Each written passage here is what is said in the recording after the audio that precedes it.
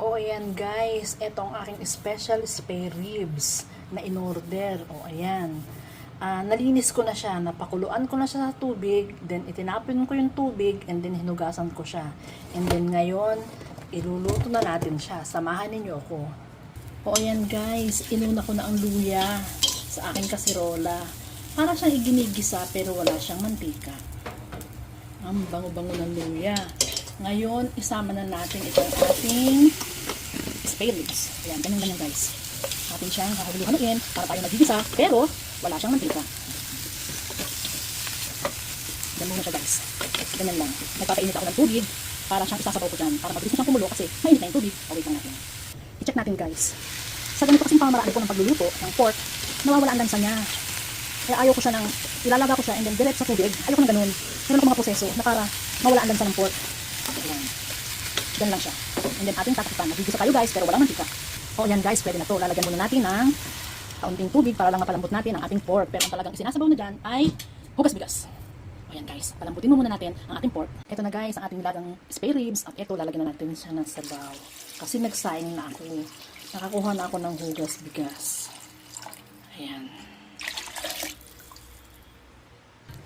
O ayan guys, kulong-kulo na. Kung andito lang kayo, maamoy ninyo ang bango-bango ng luya. Mamaya lalagyan na natin ang kanyang gulay. O ayan guys, malapit ng lumambot. At dito naman sa kabila, eto, nagluluto tayo ng lechong kawali para dun sa ayaw kumain na may sabaw. Ayan guys, ito ang gulay na ilalagay ko sa pinakulo kong buto-buto sa sitaw. Sa luya. Sitaw ang ilalagay ko. O, ayan guys. Sariwang-sariwa ang sitaw na yan. Fresh from the farm. O, ayan guys. Kulong-kulo na. So, ilagay na natin ang ating sitaw. Masarap yan guys.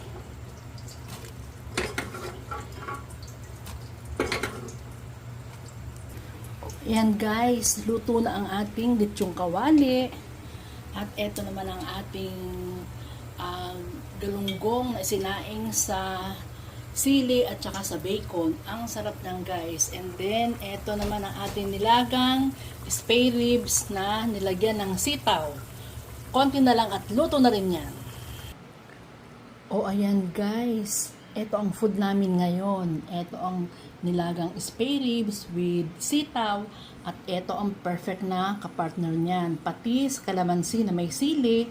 At ito ang ating galunggong na isinaing with bacon. O ayan ang bacon niya. At ito naman syempre ang lechong kawali. Hindi mawawala.